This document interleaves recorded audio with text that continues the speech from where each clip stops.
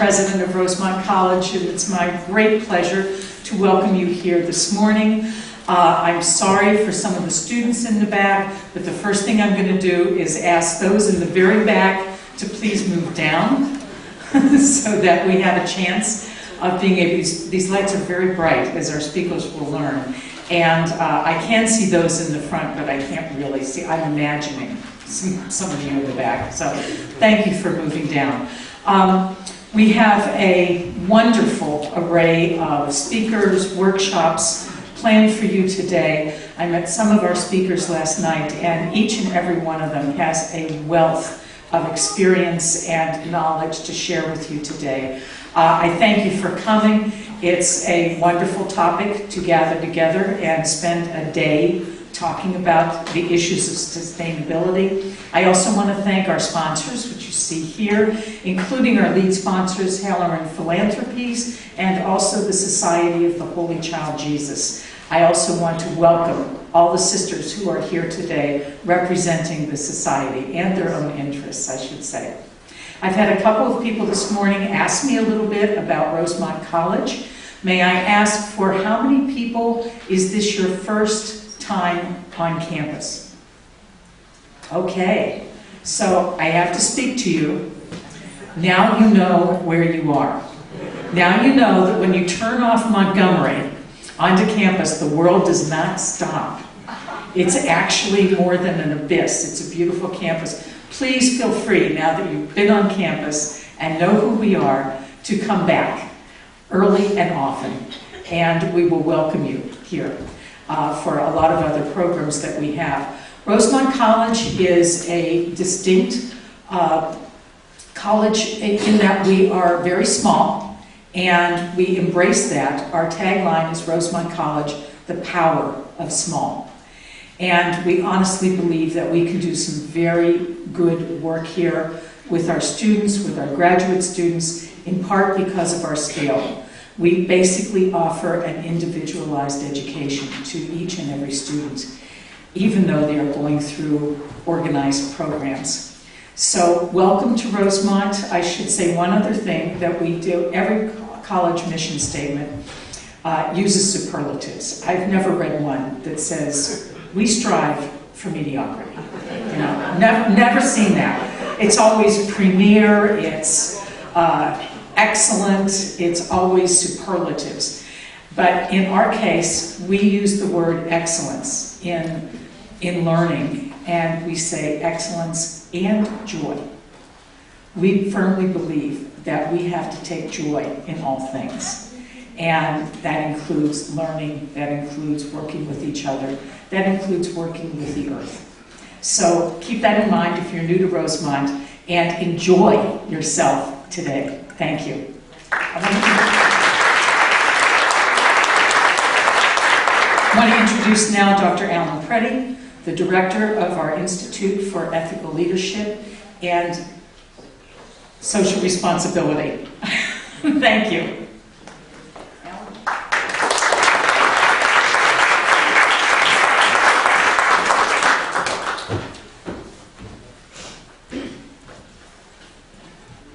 Thank you, President Hirsch. Welcome to Journey to Sustainability. This is our third annual spring symposium on themes related to ethical leadership and social responsibility, and I'm delighted that you've decided to take some time to share with us today to explore the various dimensions of this issue. A couple of words before we get started. I wanted to draw your attention to the appropriately themed folders that you have. No, we're not cheap. We did this on purpose. And inside you'll find a schedule for the entire day that identifies the times for the sessions as well as the room locations for the workshops. All of the sessions will take place in this building except for lunch, which will be held in Cardinal Hall. I also want to acknowledge our sponsors as well. Were it not for the gracious support of all our co-sponsors, we would not have been able to make this day a reality. So thank you very much. We were able to raise upwards of $15,000 for today's event. So thank you very much.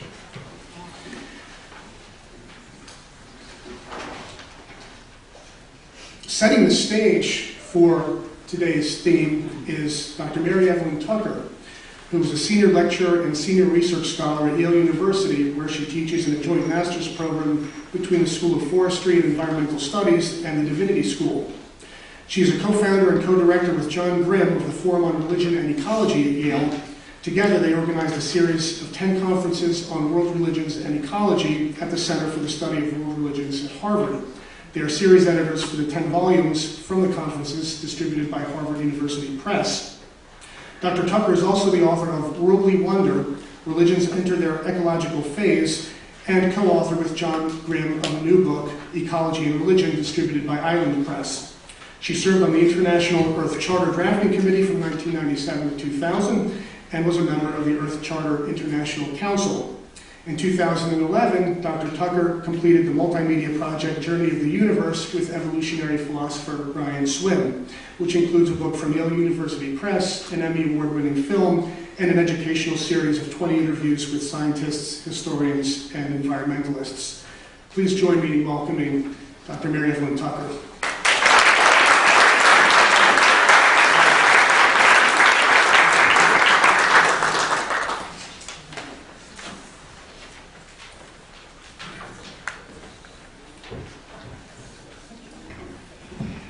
Thank you so much, Alan and Sharon and the Holy Child Sisters. I feel very indebted to them. I went to Holy Child in Suffern, one of their high schools, as did my mother.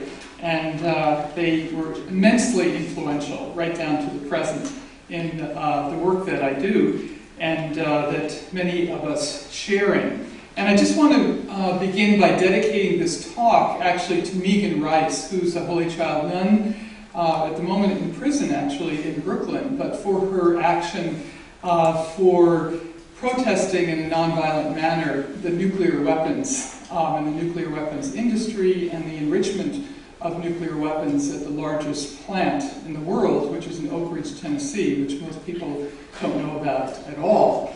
And in serving as a character witness for her a year ago in January, I learned a great deal about this industry and these problems. And I think if we're talking about sustainability, we've got to talk about one of the largest issues that are facing us on the planet, and that's the militarization of the U.S., but the trade in arms and the nuclear weapons. So Megan Rice is here present with us. And she was noted in an article in the New Yorker just about 3 weeks ago, so I refer you to that, and the Catholic worker movement that has supported these issues for a long time.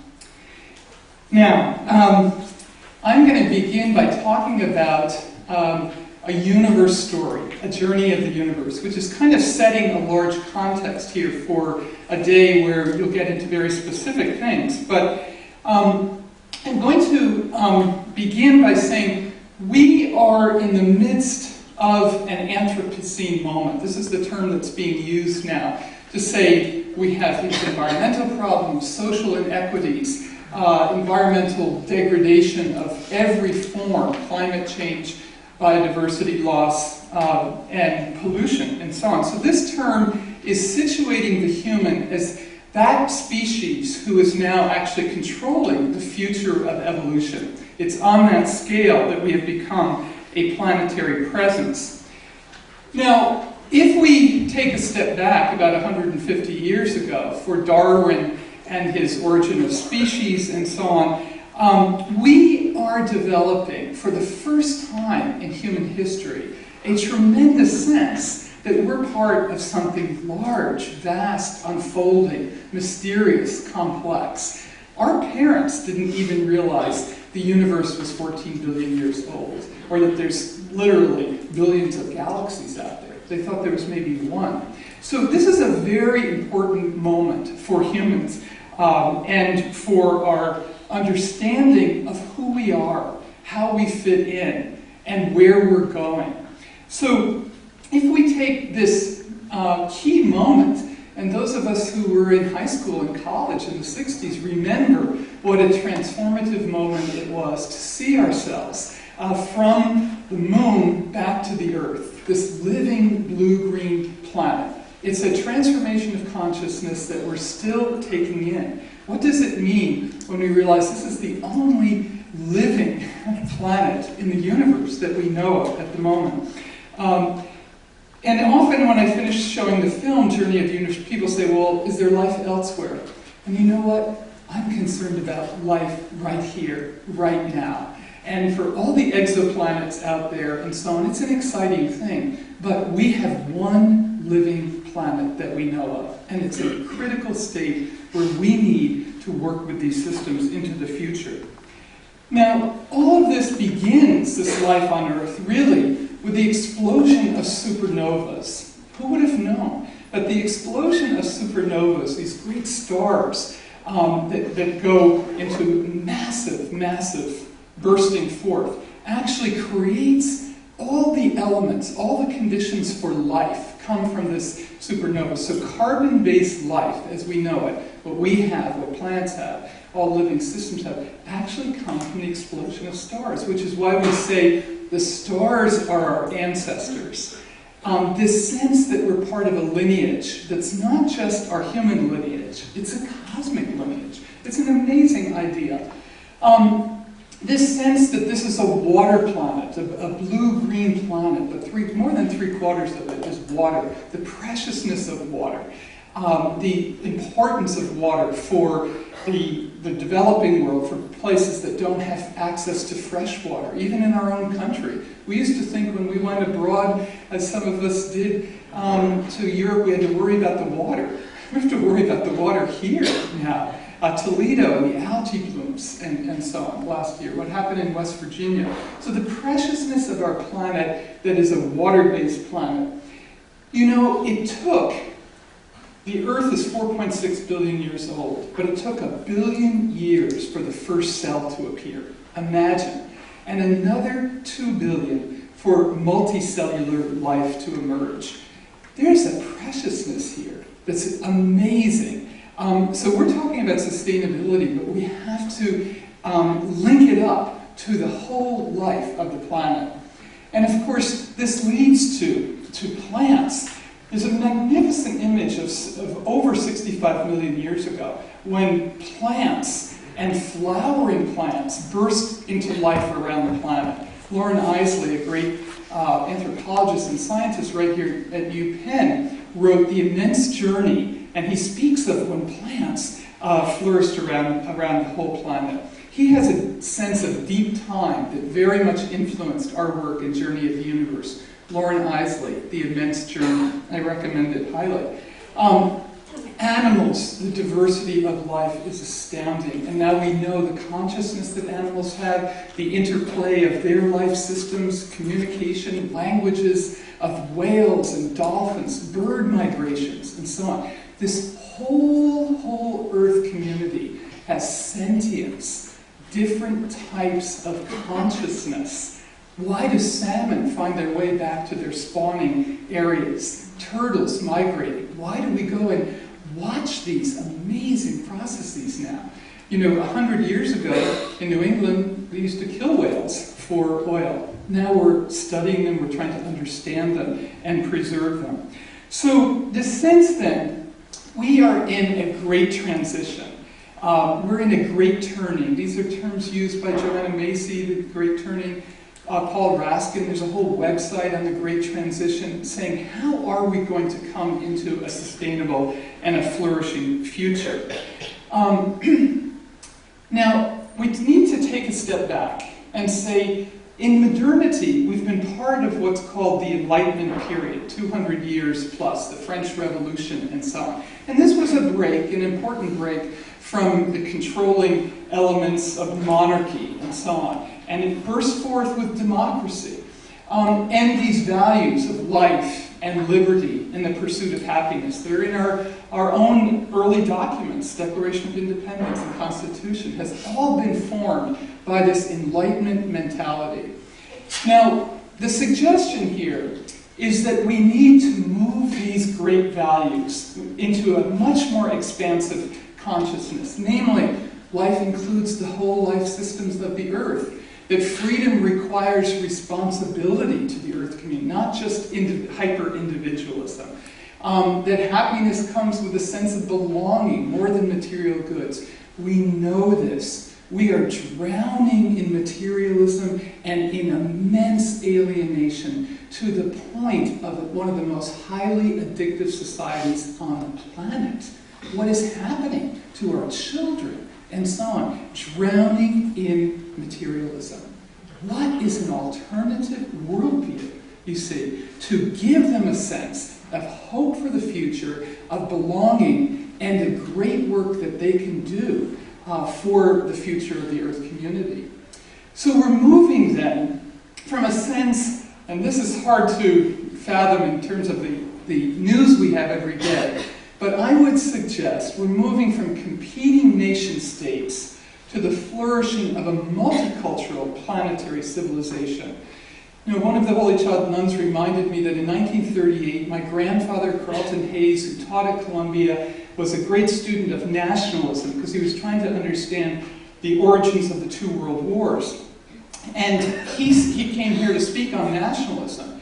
We need to move from nationalism to internationalism, which is what the UN tried to do in its founding document of the Declaration of the Universal Rights of Humans, to an Earth community, which is what the Earth Charter is trying to do.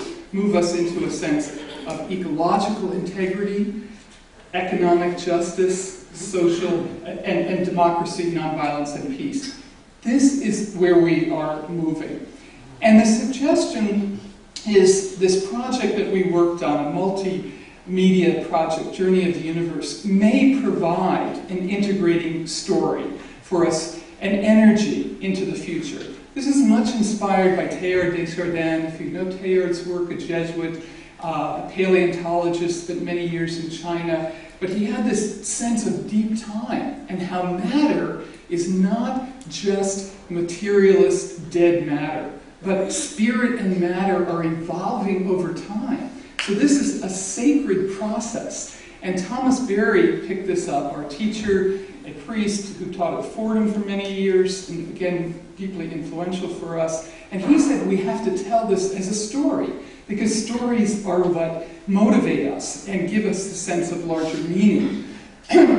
Now, in addition to this large story, I would suggest there's many grassroots movements around the planet that are working towards change, positive change of all sorts, social and economic, and ecological. Blessed Unrest is the book that Paul Hawken did, which lit people up because it identified so many of these grassroots projects, literally millions of them. Another book is called This Changes Everything by Naomi Klein, a Canadian, and she's identified what she's calling blockadia, which are all kinds of actions to stop a corporate machine that is destroying the very foundations of life on the planet, with extractive industries of such massive and relentless drive. And so she identifies many of the native peoples in Canada and the Pacific Northwest and Idaho and so on are actually trying to block the pipelines that are going across both their sacred land, but also across beautiful farming land or wilderness land and so on. So what I'm suggesting is a story is beginning to emerge that unites us as people around the planet. But there are many grassroots efforts as well. And I should mention one in terms of education, kind of in the middle sphere between the big story and the grassroots. I was just in Chicago last week with the Jesuits at Loyola University, and they had 6 of the Jesuit universities in the Midwest come together for a conference on climate change.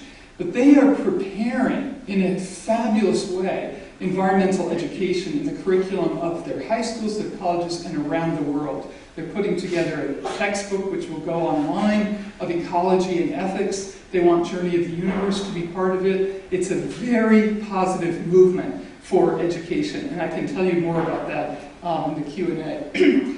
This notion of a journey of the universe has also come from our science colleagues. E.O. Wilson is a great scientist at Harvard, and he first identified this as we're part of an epic story. Epic of evolution is what he called it. And Eric Chasen, again a scientist, astrophysicist, calls this cosmic evolution of which we're part. And I should mention, I've just been reading the last several days a book by a theologian at Duquesne, where he's saying this context has got to change our theology, our Catholic theology. And this book is called Cosmic Common Good. He says that's where the ethics need to come from, the whole story. Now, we are in the midst of an extinction period. Many of these animals, fish, plants, birds are going to go extinct in our lifetime. They already are. And that's why we're calling it the Anthropocene. Thomas Berry called it the end of the Cenozoic period. This is called the sixth extinction, and I'll talk about that in a few more moments. But we've got to get that scale of our presence on the planet. We went from 2 billion to 6 billion people in 1 century. We're now at 7 billion.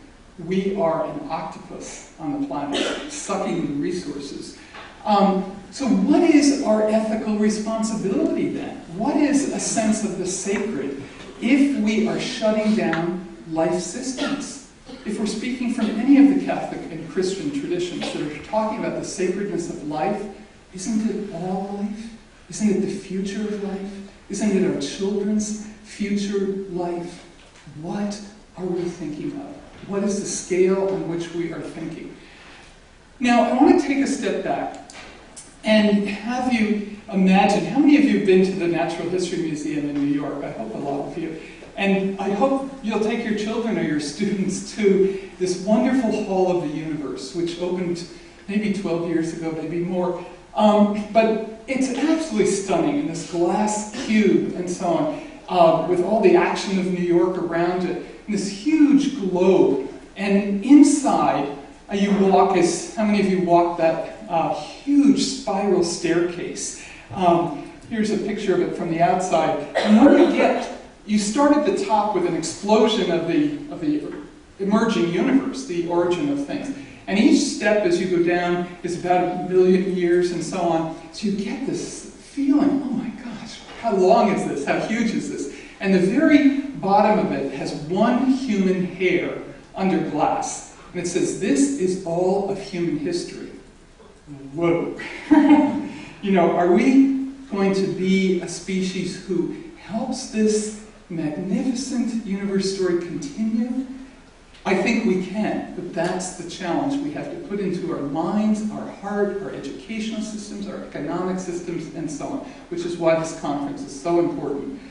Now, the whole of the Earth as well brings together magnificent exhibits of Pangaea, and we get this feeling of, again, how old it was to even get the planets, the continents in the places they are. How plate tectonics helped to do that, the movement that's causing earthquakes and so on around the world. We didn't even know about plate tectonics 75 years ago, and it was hugely argued for about 50 years until that became part of the scientific understanding. So our understanding is ongoing, but we have the basic pattern of what's emerged. And the other hall I really urge you to visit is the Hall of Biodiversity. It's fabulous to see young children standing against that wall with the animals and birds and fish and insects just totally stunned in awe and wonder at this complexity. And on the other side of it is an exhibit which shows, okay, we're shutting down some ecosystems, but we're also restoring them. So it goes in this pattern of the problems and the promise of ecology and science and restoration. It's very, very powerful. Now, what happened at the Natural History Museum as all of these exhibits came into place, as I say 12, maybe 15 years ago, was what happened is an amazing story. They had curators, and they were looking for new curators for birds, ornithologists. They had 6 PhD students. 4 of those PhD students had had their birds go extinct while they were studying them. And this was such a wake-up call for the museum that they said, we have got to be advocates for the future of life, right? This is not a political issue. This is the future of life. And science is stepping out of its neutrality to say, we've got to not just witness at the edge of extinction, we have got to find ways to restore coral reefs and fisheries and so on. So that was a huge moment for the museum. Now, I would suggest that, again, as we're stepping back, we need to understand the story, and science is helping us to do that. All the sciences, from astronomy to chemistry, physics, biology, botany, and so on. But we need to integrate the story, and that's where the humanities matter, where literature and history and the arts and so on, and religion, actually, in the final thing, to reflect on the story. So we can understand it, we can integrate it with the humanities, but we need that deep reflection on what is the meaning here and what is the ethical import. Because fundamentally, and if you're a scientist and so on, I take my hat off to you. We worked 10 years very strongly with you to help tell this story. But the general, what would we say, the way of teaching science overall, or even evolution, is to say this is a meaningless and purposeless universe. These are mechanistic processes, and we may have come out of them, but it's essentially a meaningless, random, purposeless universe. This was Stephen Jay Gould, it's Steven Weinberg, and so on. Very, very influential scientists. You know, you get up in the morning, that might be fine for scientists, but others want to say, have a nice day. You know? I mean, we want to be connected to meaning. We are meaning-making animals, fundamentally. So, we know we have these stories that try and make meaning, these cosmological stories of origin. We have our Genesis story in the Bible and so on. And we know we have this struggle now between how we're going to tell the story from our various traditions around the world and how we're going to integrate a larger sense of evolution, of cosmology, and so on. We have then scientific cosmology, which gives us the facts of evolution. We've had forever religious cosmologies, which will give us the values, where we fit in. And we've got to find a way to integrate facts and values. This has been a big split in philosophy and so on. It's why in Journey of the Universe we're bringing together in each part of the book and the film one scientific fact with a metaphor that lights up our imagination and with a sense of meaning. And this was, as I say, written over many, many years, carefully vetted by scientists, but with that larger sense of an integrating story. So we can all say, don't our children say all the time, where do I come from, where are we going? It's very fundamental. Our students at YALE are as equally fascinated with it as our kindergarten children, I can tell you.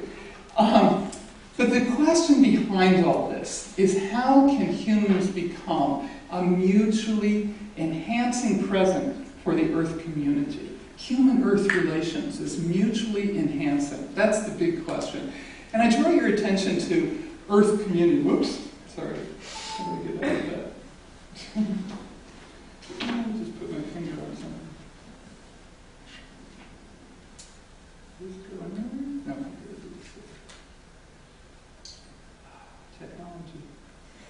Can anybody help me? Sorry. Okay, great. Thank you. So, we are part then of a common evolutionary heritage.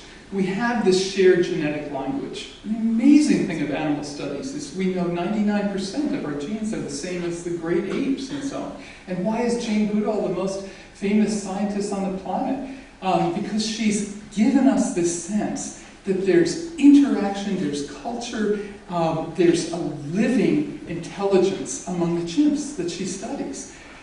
This sense then that we've come out of galaxies and starbursts, that we are part of a living blue-green planet, that these ecosystems in which we live and dwell are part of our inheritance, that the oceans and their power is where life probably first came out of. But all of this sense says we're living within this universe story. We are children of the cosmos, the stars are our ancestors, we're part of an Earth community, this kinship with all life.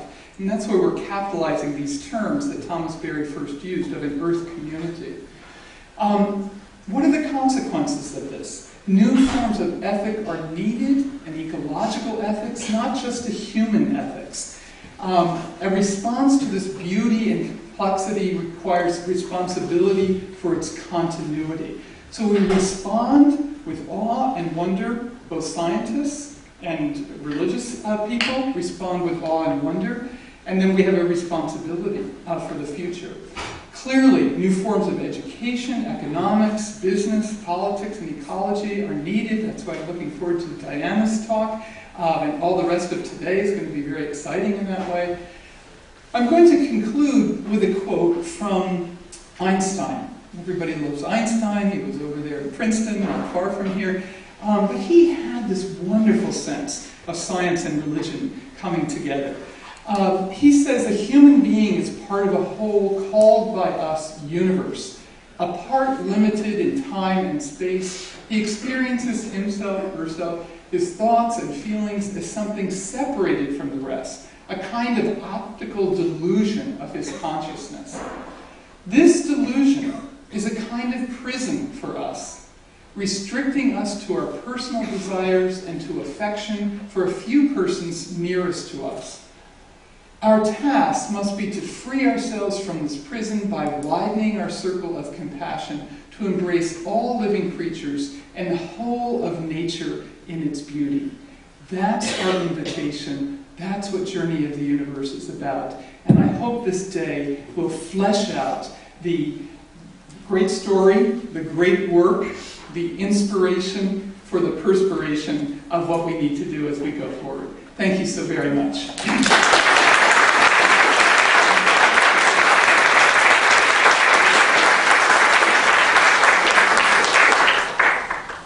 So maybe a few questions, comments, disagreements are welcome to. Yes. Oh, thanks. Some of us are upset about the fact that the word environment is never spoken in our church. We're Catholics. Catholics don't talk about environment. And so we want to get something, we want to put items, environmental items in the Sunday bulletin. Went to the executive director of the Interfaith Power and Light. How's that for a great name for an organization? And she said, I'll check up with other Catholic churches in the state and we'll show you what's being done. And she got back to us and she said, the nearest Catholic church we could find that's doing it is in Washington State. How can we light a fire under these Catholic churches? Do we go to the archdiocese? What do we do? Okay, that's a great question. And that's why we started this other project. There's little flyers out there, there's Forum on Religion and Ecology, Journey of the Universe, it's all in here, and so on. But one project is this Journey of the Universe, which can appeal to anyone, be they religious or not. But we also have done the series of conferences at Harvard, 10 conferences and books, and we're teaching it in education, a whole new field of religion and ecology. But specifically, here's where I have hope, because I share your frustration hugely. It's scandalous, actually. That's why I said the sacredness of life. Isn't it sacred all life? So here's two hopeful things. I mentioned the Jesuits last week in Chicago. I mentioned their curriculum that's going to be available online. They're going to have Journey of the Universe as part of it. But as well, the Jesuits, who probably have the most comprehensive educational system for Catholics around the world, they are having conferences on every continent with leading scientists and ecologists to bring together what they call science and values. And one of the other, so there's a Jesuit from the Philippines who is there, who's leading this effort. You go to Eco-Jesuit website, you will see amazing projects. And I would also suggest a lot more is happening outside the United States on these issues. But he is joining together with another gentleman who was at the conference who was Minister for the Environment for 5 years in Finland, and he is working with the Jesuits in bringing together the Stockholm Environmental Institute, the greatest policy institute, apart from World Resources here in DC, on these issues, conferences on every planet. This is a game changer, okay? We also have our Jesuit Pope, obviously. How many of you know that he's going to do an encyclical on the environment? Okay. This to me, pardon? We're counting on it. We are all counting on it. I used to say to my mother 15 years ago, if we have an encyclical from a pope, it will be a game changer. You cannot imagine how many people way outside the Catholic tradition are looking forward to this. We're having a panel at Yale in 2 weeks with the Dean of the School of Forestry and Environmental Studies. A great scientist is so excited about this. Sheldon Whitehouse, Senator, Democrat from Rhode Island, came to speak at Yale 2 weeks ago, spoke about how important this is. It's coming out in the summer. The Pope is going to speak at the UN in the opening of the General Assembly. He's going to speak in the joint sessions of Congress on September 24th. To me, in my lifetime, we will never see anything as important. And the question is, are our colleges and universities and high school, be they Catholic or not, are they ready to pick up this message of ecology and justice? And he also is putting into it a sense of the cosmic order as inflected with beauty. That's the journey of the universe. That's the Tailoring Perspective. Get my excitement? This is going to be, let's give it up for the we really need it. Okay, maybe one or two more? Yeah. We've waited a long time, but you know, we have the possibilities with our institutional structures, and that's exciting.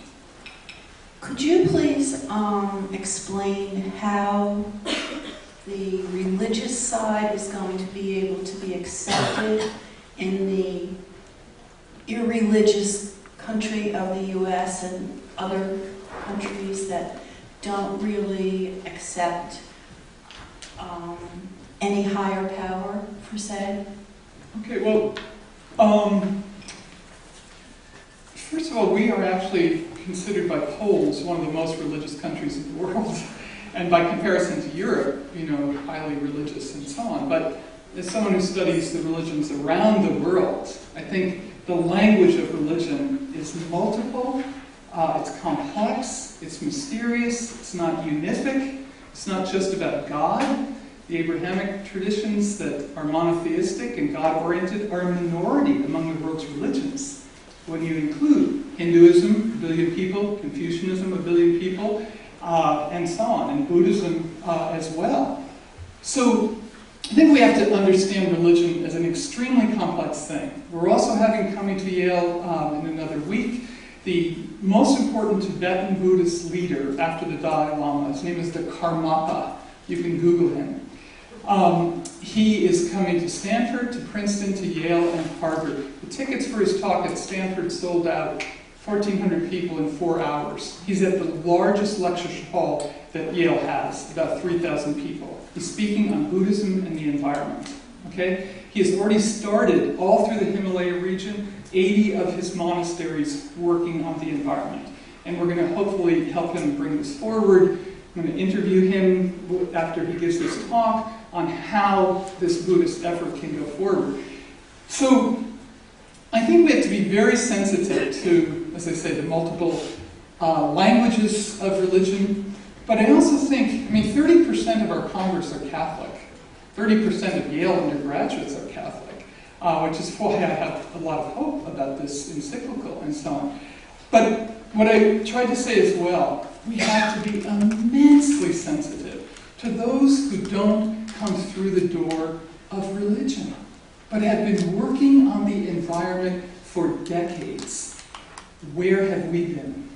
Where have we been? Now they're willing to welcome us through the door. But that's why Journey of the Universe went on PBS. It's on Netflix. 69,000 people rated it in 1 year. There's this yearning for an identity. You see, that's not explicitly religious and yet open to all the world's religions. We had a conference at Yale in November on Christian responses to Journey of the Universe. We're going to publish a book next year with Orbis on it. 400 people signed up for this, and we had to close it off. There were hundreds more who wanted to come. How do we relate our traditions to this story? Let's activate the religions. Let's be immensely sensitive to those working in the environment who have a different language. It's still awe and wonder. And we have a lot to do to go forward.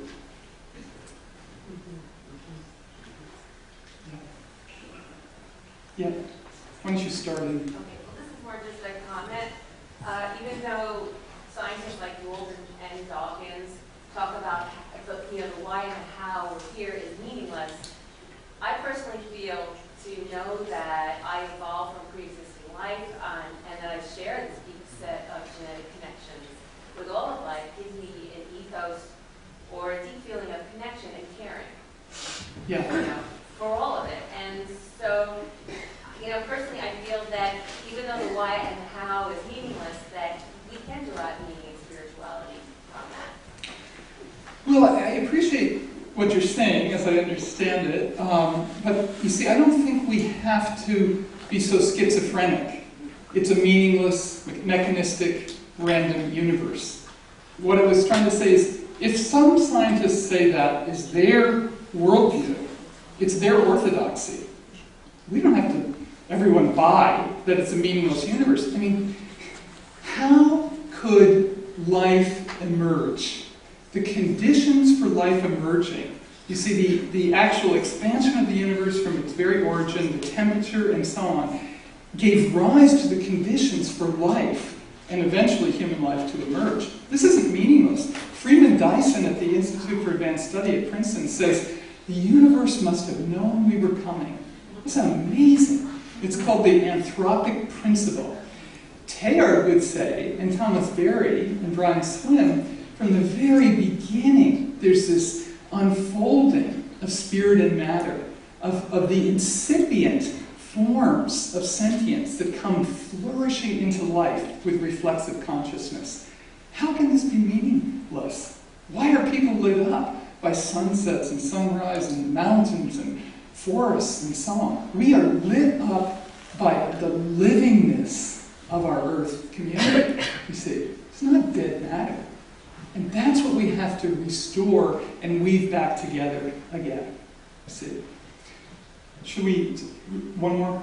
Okay. Yes? I get the impression you're putting your eggs in a basket of religion or spirituality to build a grassroots effort to overcome the resistance of, say, the extractive industries, the resistance of climate change, the climate deniers in legislative bodies. Yeah. So the question... Am I correct in my interpretation? Yeah. Thank you. The question was, am I putting my eggs in the basket of religious communities to resist some of the destruction of the environment through extractive industry? To build a grassroots effort to overcome the resistance. Yes. So my answer would be complex. Again, I keep saying, Journey of the Universe is not necessarily religious, but has an appeal to those working on the environment for whatever causes.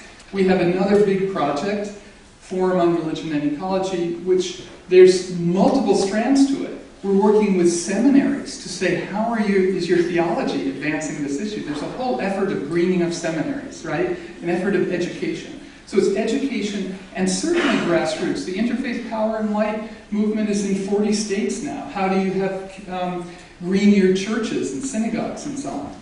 So let me conclude with this note.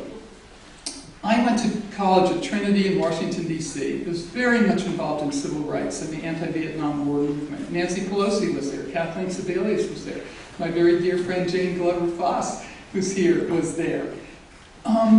We saw when Martin Luther King and when other religious leaders joined the civil rights movement, there was an igniting of energy towards transformation. We grew up in an apartheid society until it was visible as a moral issue. Until the environmental degradation is visible as a moral issue, which the encyclical will highlight, we will continue to destroy the very roots of our life systems. So, I have a lot of hope that this igniting of religious leaders, religious laity, will be one important conjunction. A science and policy and new economics and new business and so on. It's one part of a new moment in our human history, a great transformation. I hope you'll all be part of it. Thank you so much for coming.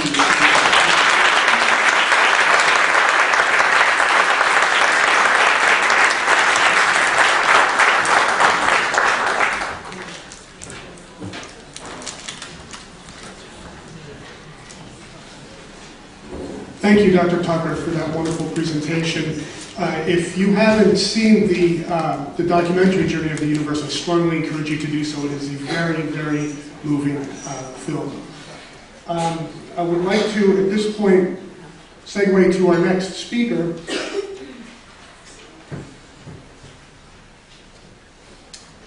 And I will do that with...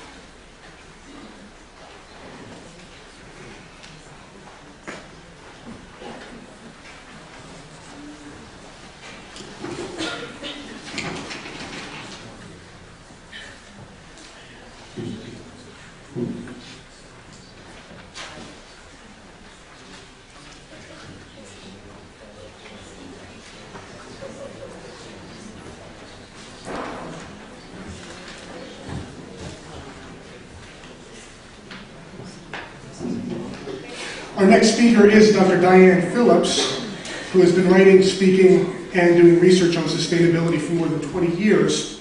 Professor of Marketing at St. Joseph's University for the past 17 years, Dr. Phillips is also a guest professor at the University of St. Gallen in Switzerland. Each semester, she teaches several classes on the topic of sustainability at the graduate and undergraduate levels. She also speaks at national and international conferences on the topic. Dr. Phillips frequently leads international study tour trips and in recent years has visited Belgium, Poland, Russia, Germany, Switzerland, Spain, France, and India with her students. Dr. Phillips is a certified member of the Climate Reality Leadership Corps, an elite group of thought leaders that have been trained by Al Gore to deliver the new climate reality presentation. Please join me in welcoming Dr. Diane Phillips.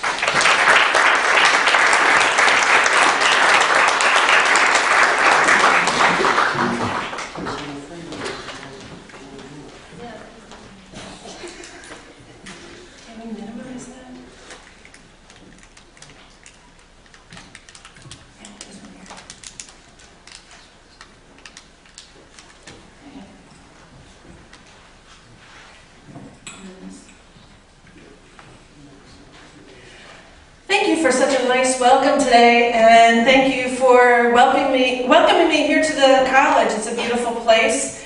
It's a yucky day outside, unfortunately, but I wanted to say something to the students. I mean, with the beauty of the people who work here, the dedication of the faculty and the staff, you are truly blessed to be a part of Rosemont College, so congratulations to you. I wanted to talk to you a little bit about my journey into sustainability, and it all started when I was about your age, I guess you could say, and it doesn't feel all that long ago. When I was graduating from Penn State University, I graduated with a degree in marketing, and my very first job was with, wait for it, Exxon Corporation in Houston, Texas. And I started working at Exxon. I was actually in what was called the marketing law department at Exxon. And, you know, being a brand new kid on the block and everything, it was my job to sit in on all the meetings and find out about what was going on, different kinds of research reports that were coming in, different kind of data we had, different sorts of strategies that we were planning to enact and all of that sort of stuff. And then, boom, the oil spill happened up in Alaska, the Exxon Valdez oil spill, where we had an intoxicated ship's captain run a whole tanker full of oil onto a reef in Prince William Sound. So I went from,